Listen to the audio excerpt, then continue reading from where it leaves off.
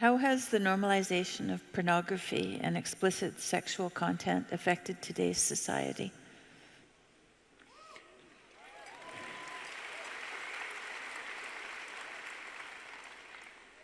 Well, I'll tell you something that you might not know. This is quite interesting. So, I studied antisocial personality for a long time, mostly at McGill, although I kept, so that was for about 7 years.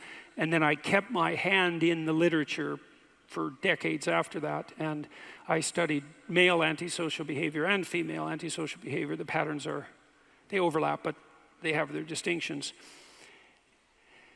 And I know there's a constellation of symptoms, so to speak, that make up criminal behavior and its precursors.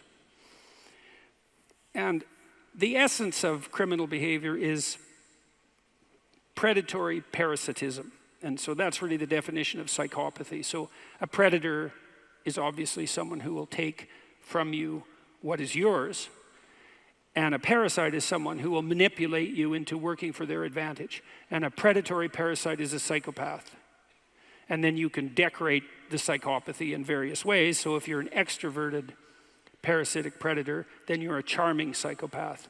And if you're an extroverted, non-neurotic predatory parasite, then you're a fearless, charming psychopath. And that would make you a movie villain, right? Because the psychopaths that you see portrayed as supervillains in some sense are extroverted, non-neurotic, so fearless, predatory parasites. And they have the same charm that a cobra has. And so, now most people who are antisocial aren't antisocial to that degree. There are other patterns of behavior and attitude that are associated with that tilt towards criminal exploitation. And one of them is early sexual experience and multiple sexual partners. And so it turns out that the constellation of symptoms that's associated with criminality and its extension into psychopathy is also associated with short-term mating strategies, promiscuity.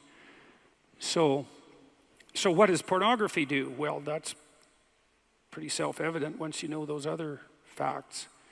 It's like it tilts people hard towards a short-term mating outlook, and that's a bad idea.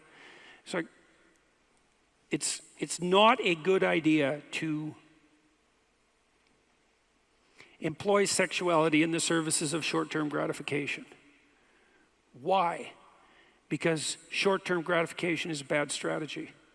Why? Because short-term gratification doesn't iterate well, and you know this. This is why it's not that good an idea to overuse cocaine. It's like, well, it's a great drug. Activates the system that is at the base of positive emotion itself. That's what it does technically. Why not use it? Because people, psychologists, researchers think, well, why do people use drugs? That's a stupid question. Yeah, I'm dead serious about that. We absolutely know why people use drugs. What we don't know is why everyone doesn't use them all the time.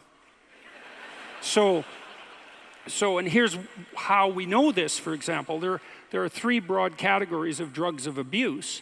There's the anti-anxiety drugs, alcohol, barbiturates, and benzodiazepines.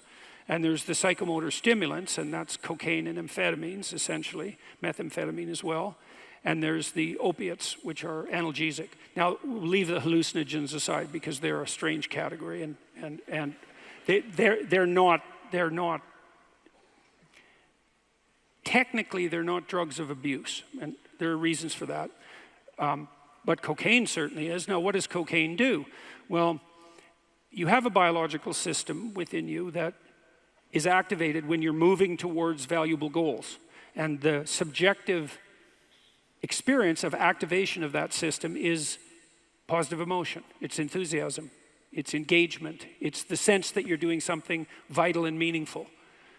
And cocaine and drugs like it activate that system.